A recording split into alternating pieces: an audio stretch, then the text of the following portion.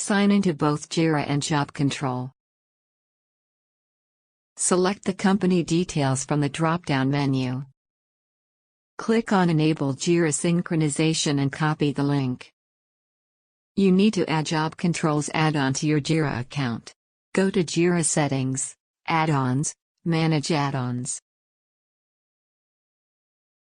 Under the settings, check the Enable Development Mode. Click on Upload Add-on. Paste the link. Upload. Wait for add-on to load.